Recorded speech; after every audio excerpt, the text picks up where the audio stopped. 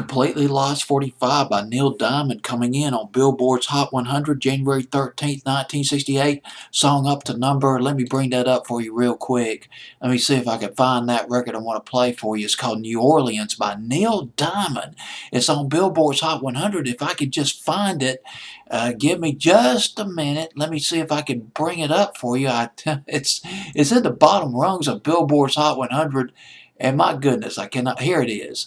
It debuted at number 98. It jumped 19 notches to 79. The next week, 19 notches to number 79. New Orleans by Neil Diamond.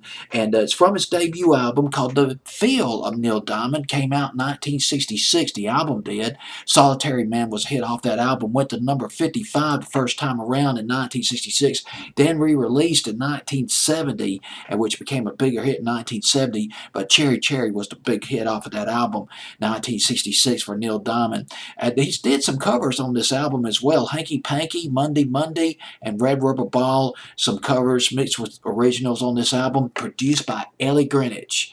L. Greenwich and Jeff Berry. L. Greenwich and Jeff Berry, they co-wrote Chapel of Love by the Dixie Cups, along with Lieber Stoller and Phil Spector. They teamed with Phil Spector. Remember the song I Can Feel Music? It was done by the Ronettes originally in 66, but later covered the Beach Boys did a fantastic version of it in 1969. One of my favorite Beach Boys songs, I Can Feel Music. And they also wrote Do the Run Run and Do Wah Diddy Dum, Be My Baby. They wrote those hit records out of the early 60s. L. Greenwich and Jeff Berry. And they also formed a group. They formed this act called the Raindrops. They had this bouncing rock and roll hit, Summer Fall of 1963, The Boy You Can't Forget. Da da da da da da da da da da da. It's got a great rock and roll beat to that record. But now one thing that they did, L. Greenwich discovered Neil Diamond. L. Greenwich. Oh boy, this guy's got some talent. And they produced this album. L. Greenwich and Jeff Berry produced some of Neil Diamond's early hit records like Cherry Cherry. As a matter of fact, they sang backup on Cherry Cherry. What an epiphany. That's one of the great moments of music. Got two dynamic songwriters backing up this very talented up-and-coming singer, Neil Diamond. Cherry Cherry, one of the best rock and roll records out of the 60s. And they also produced, songs like... what's that? Kentucky Woman. They produced that too by Neil Diamond. Some of his early stuff off the Bang record label, 1966, 67, 68.